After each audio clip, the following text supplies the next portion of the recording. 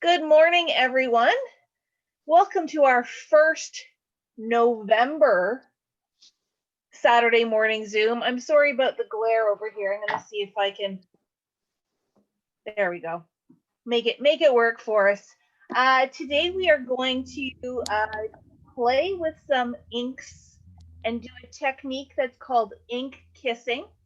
And there are a couple of different ways that you can do that. I know Darlene has shown it a few times in her created eights with her traveler's notebook, where she puts the ink on a little piece of acetate and just applies it to her paper.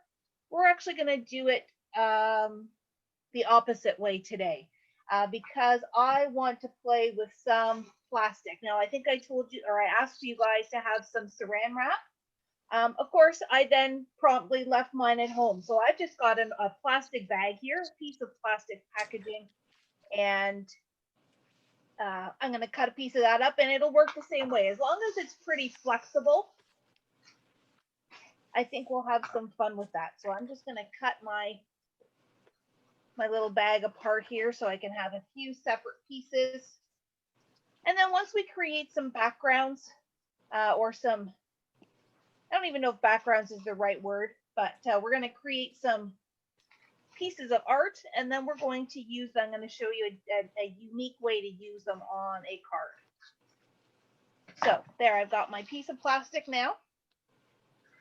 And maybe I'll back up a little bit. So one way that you can do the ink kissing, and if you're using Distress inks or Distress Oxides, these are ideal inks to use for this, but really any water-based ink will work. It just depends on how intense your color is. And I've just pulled some color from my stash here. I definitely want to play with the new Crackling Campfire, but I also want to do a kind of wintry version. So let's start. I'm going to start with a series of blues. So I'm going to start with Peacock Feathers, Chipped Sapphire, and Speckled Egg. You can use whatever color scheme you want. So don't necessarily feel like you have to use the exact same ones that I am. For right now, we're just going to play a little bit and see how these things work. So if you have a craft mat or you have a glass mat or a surface that you can get inky, we're going to start by just doing a quick demonstration of that basic kiss approach, and then we'll take it onto the plastic. So I'm just going to take my ink.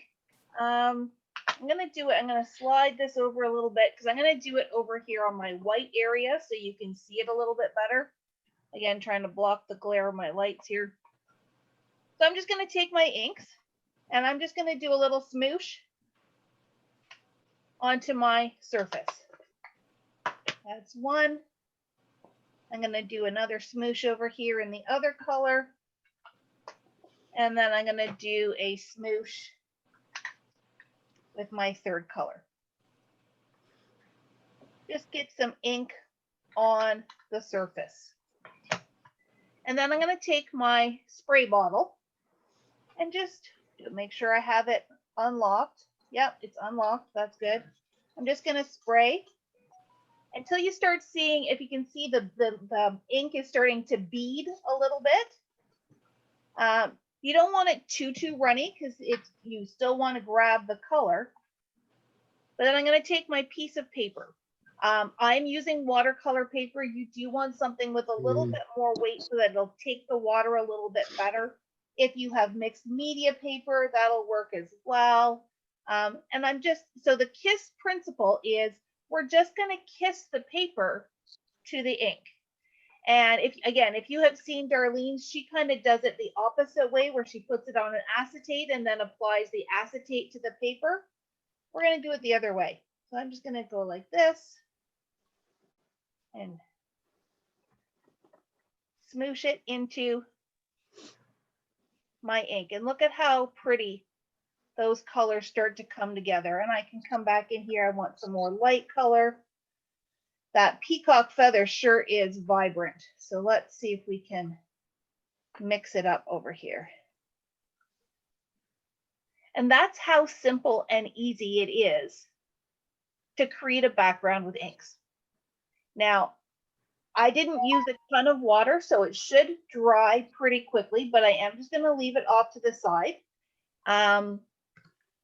because I want to show, our next step is we're going to play with the saran wrap or a plastic bag in my case.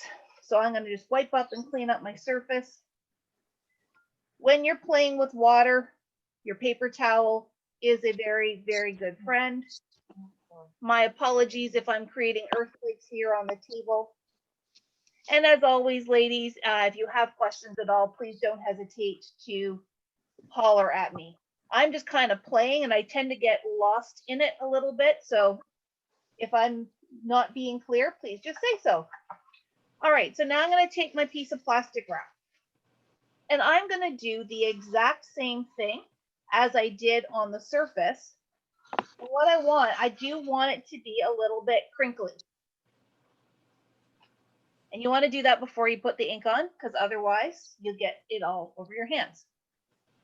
Just so we can have a comparison, I'm going to use the same colors. So this time I'm going to put the ink on my plastic wrap. That speckled egg doesn't show up very much, but I do know it's there. Now I'm going to do my peacock feather. And my chipped sapphire.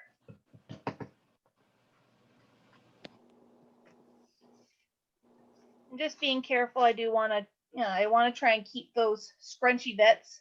And I'm going to spritz it.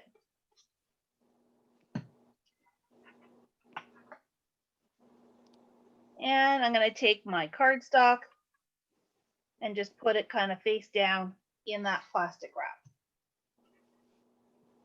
You can see how it's getting some different, sorry, I'll let the camera focus there. Where this one was really soft and watery, this one you are getting those edges from the plastic wrap. And it's got a different look and a different finish to it.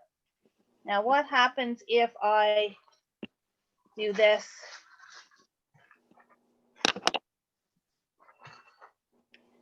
So what I'm taking away from this experiment is that at least the plastic bag that I'm using must have a coating on it because it is resisting the ink a little bit. So I'm not getting the same kind of coverage that I was over here.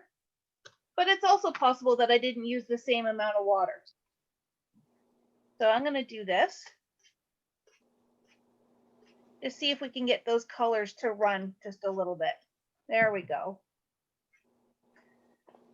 Back here, add some more to my plastic. And that's what's really fun about playing with these inks and doing the, I'm going to call this the elementary mixed media kind of stuff, is that you can just keep going back and forth and you can just kind of keep playing and seeing what happens. So let's see if I can come underneath. I'm going to crinkle it a little bit more. And yeah, I'm probably going to be, oh, that's kind of cool. I don't know if you can see that there. When I, oh, it's not going to show. When I crinkled it up, it created some more beads, some bigger beads of color. So now let's go like that. Ooh. Okay, so that, maybe I just didn't have enough water the first time. But look how that's creating that very different kind of background. So that's kind of fun. And if you have a little bit more plastic wrap, let's try something different. So those are two different ways of doing the ink kissing. I'm going to fold this one up because I think I'm going to try a different color combo. Clean up, get the water, extra water off.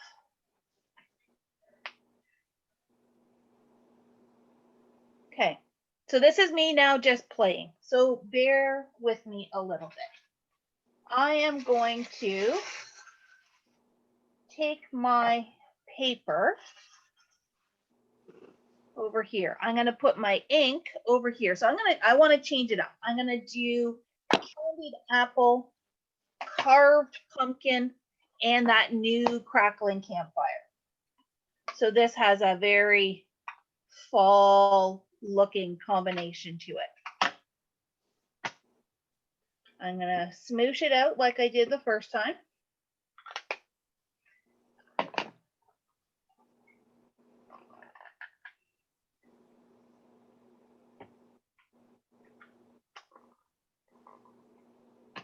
And crackling campfire should be kind of in the middle of that. Oh, that's going to be pretty. Okay, I'm going to take my spray bottle. I'm going to spray the ink. Just get that moving a little bit. Now this time what I'm going to do is I'm going to take my saran wrap, bunch it into a ball, and apply it to my paper. Let's see if I add a little bit water to here, if it'll do much.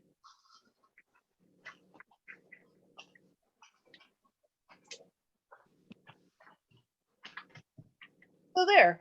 I mean, this one's giving you more of a patterned look. I need some more of that lighter orange.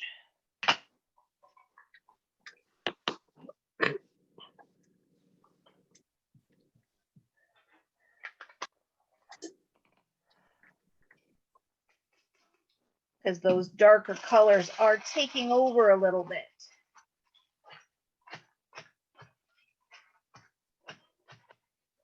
Now,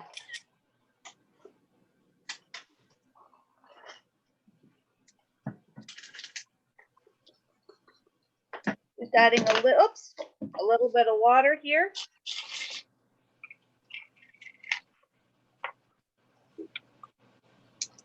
I'm just trying to move it around. I'll be completely transparent. I had no idea what this was going to look like. I'm not sure if this was even remotely what I thought it would look like, but I kind of like that. It's a different kind of intensity. There's a little bit more of the white showing in that one.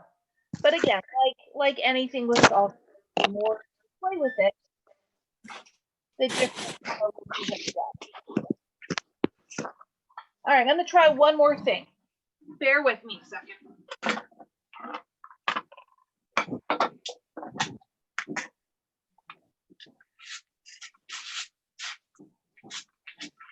All right, this is me getting really crazy. Grab the piece of bubble wrap. It's on the fast, Matthew. It's okay. I'm mad that I'm taking his packet of cereal. This is just a scrappy scrap piece. All right, let me clean up my space.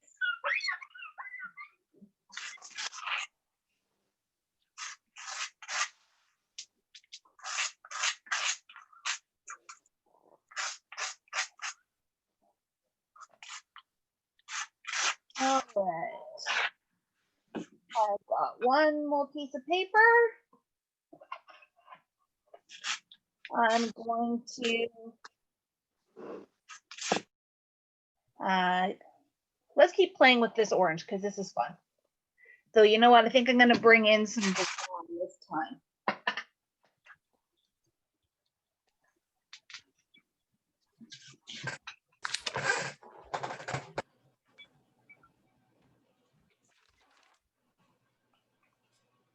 There we go. All right, so oops, don't wear it. All right, I'm going to do that carved pumpkin again. I'm going to do, nope, that's not it. Where'd my crackling campfire go? There it is. Going to do some crackling campfire. And this one I'll do some vintage photo. Like that. And I'm going to give it a little spritzy spritz. Get Get that moving a bit. Now I'm going to take my bubble wrap, and with the, so you know with bubble wrap there is kind of a flat side and then there is your bubble side. So I'm going to take the bubble side and just gently put it in my ink, and then come over here and put it on my paper and repeat.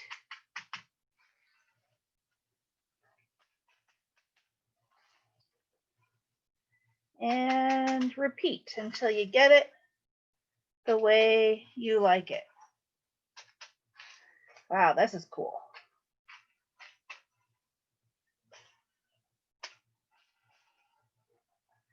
Let's get some more of that orange. That one looks like fireworks. It does.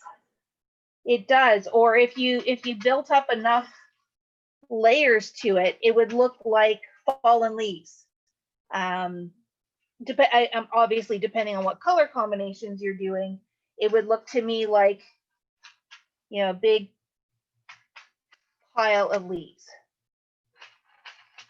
So I guess what I'm trying to say is you can use all kinds of found surfaces, whether it's the plastic wrap or the bubble wrap, and use them as your tools.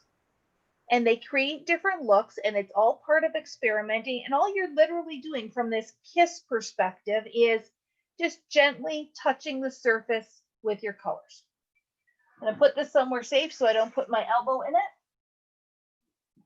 And again, you can keep building this up and building this up. And that's one thing with specifically with the oxides, if I have my inks correct, is when it dries, you can then go back in and add more layers and it will sit on top. If that bottom layer is dry and you add more layers on top, you'll see them as the layers. They won't blend together as much. So I'm going to put this off to the side. I'm going to come back to this one just to show you that. It's still a little bit damp, but if I now, I'm going to focus more on the brown, just because that's not a color that was in this combination here.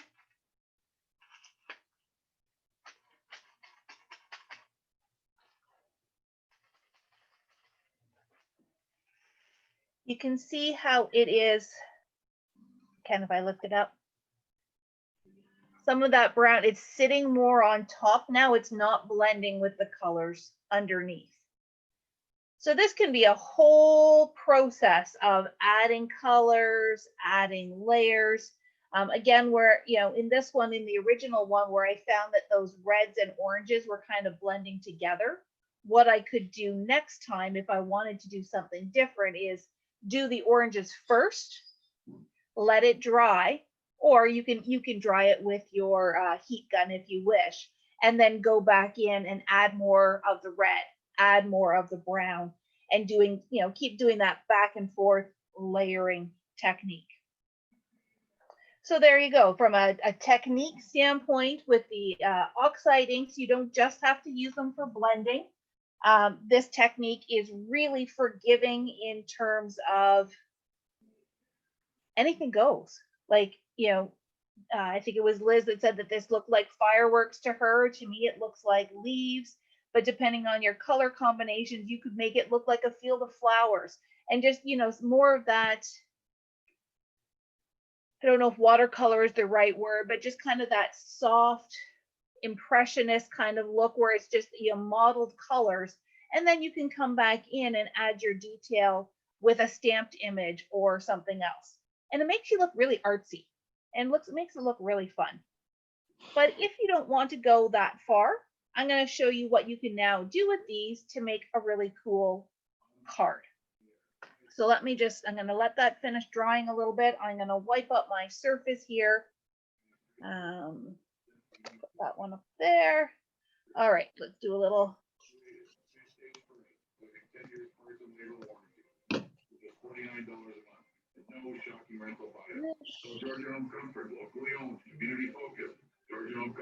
Ladies, if you could please remember to put yourself on mute, that would be awesome. Thank you. All right, so for the next, so now we're going to get into the card making portion now that we've kind of created some backgrounds. So I'm actually going to take my glass mat away.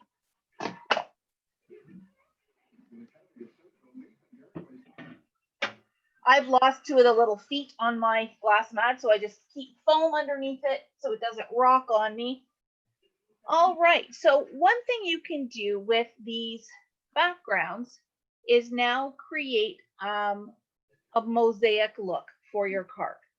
So I have dirty hands. Don't want to get more ink on my cards. And that's the nice thing about these being water-based too. You can just, I'm just spritzing my hand with water.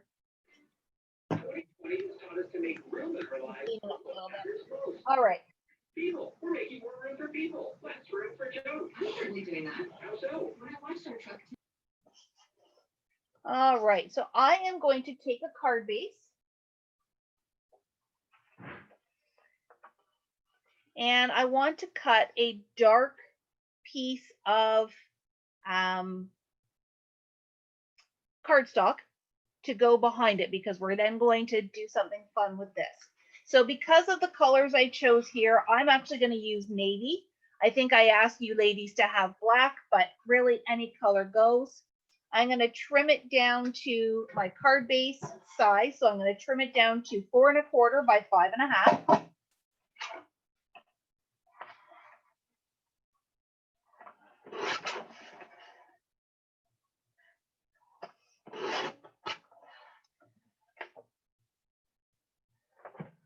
I need to grab it. Oh, that's what happens when you step on bubble wrap.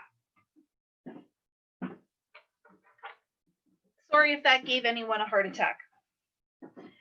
So I am going to just attach that cardstock right to the base of my card.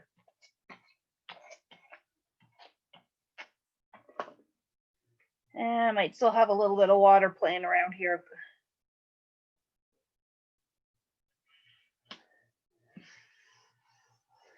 Okay, so that's now ready for our paper. My watercolor card, I think, was also 4 1/4 by 5 1/2. I'm going to start by cutting it into a 4 by 4 square. So we want to find kind of those pretty areas that we want. I like this area up here because I've got all 3 of my colors working there. So I'm going to make sure when I make my 4 by 4 square,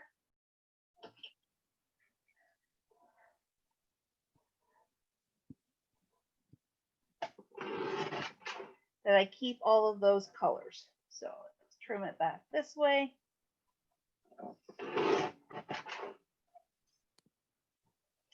So now I have a 4 by 4 square, and I know that that will fit onto my card nicely.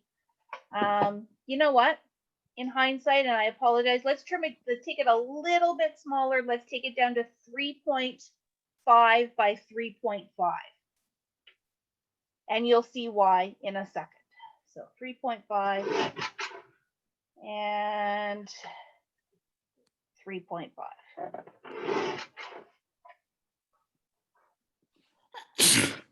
Bless you.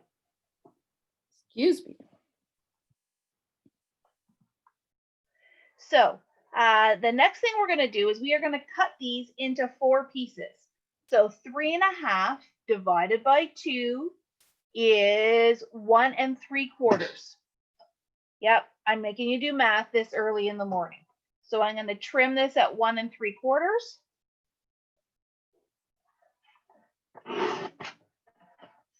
You now have 2 strips that are 1 3/4. I'm going to rotate them and trim them at 1 3/4 again. So we have 4 squares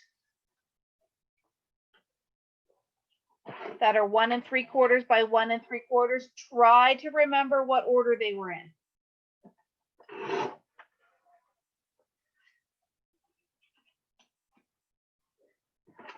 And you see what I did there?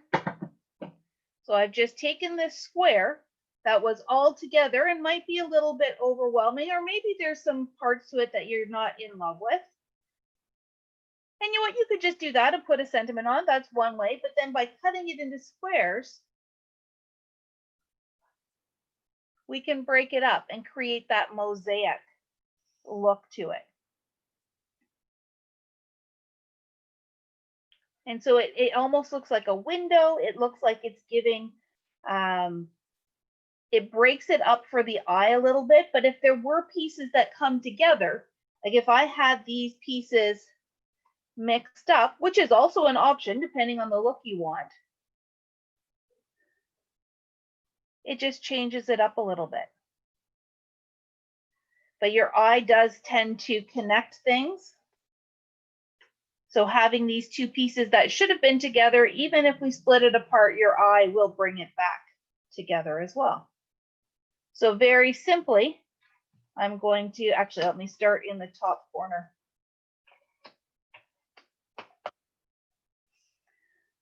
I'm going to put my one square down.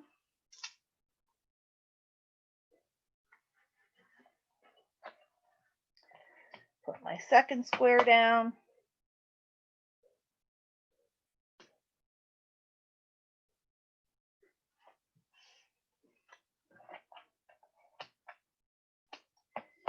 And just trying your best to keep relatively even spacing in your interior lines.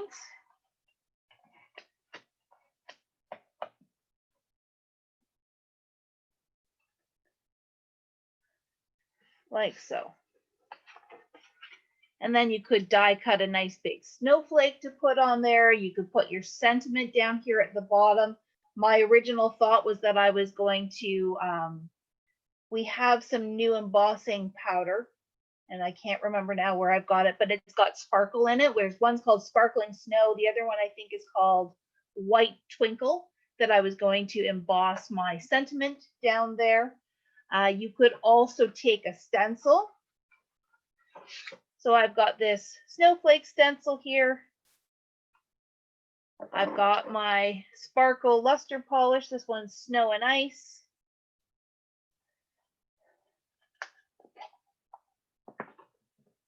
I can just take some of that.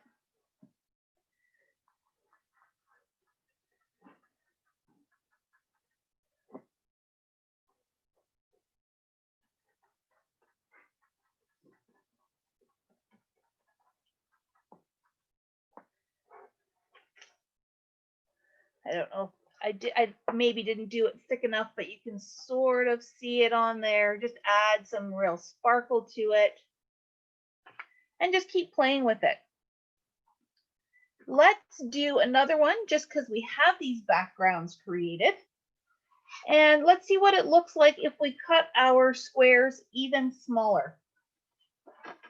So let me put this one to dry.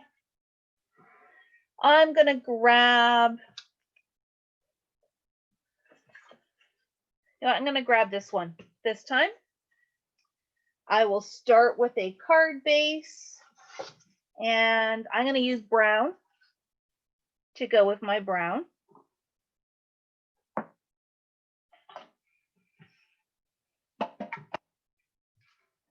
So again, I'm going to start with a 4 1/4 by 5 1/2.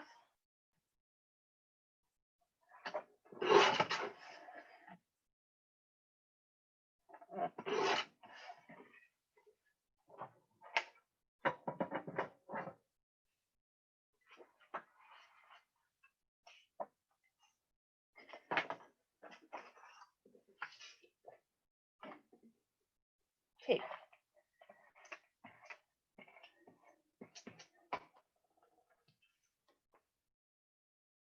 And you can do whatever size of mat that you want. I know I usually tell you guys to do 4 by 5 1/4 so that you get more out of it. I'm just using scraps, so I'm not too fussed about that. So I think this time I am just going to cut 1-inch strips out of my pattern paper here.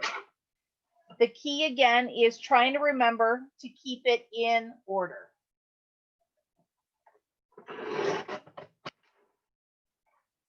So there's the left one. And the next one. Whoops, I'm so sorry about that. I'm just getting way too carried away here today.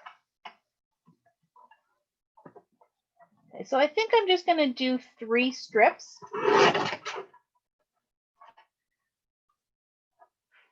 And that would be the order it would go in, but I'm not going to stop there. I am going to, just so I can keep them in order, let's cut them down into 1-inch squares. Oops.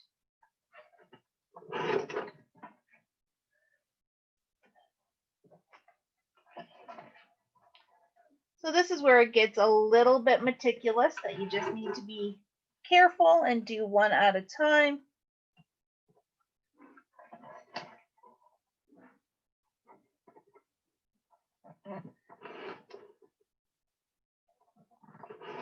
If you have a 1-inch square punch, you could also do that. Oops, I did that again. Oh my goodness, ladies, I apologize.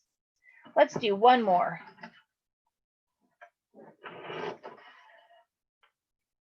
Now I'm going to move on to my next strip and do the same thing. So 1.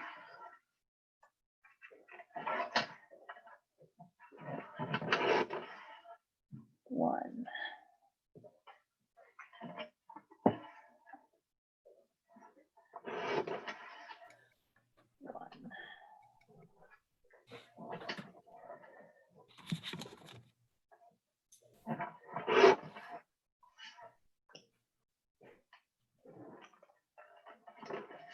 And the third strip.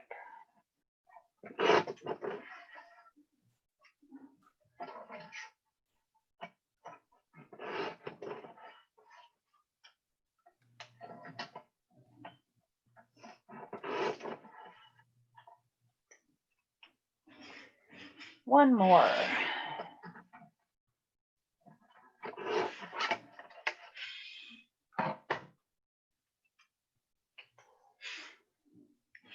So now you can go ahead and start playing with, okay, well, maybe I want it nice and tight and it just stays kind of in the corner of my card. Or maybe I'm going to spread it out a little bit.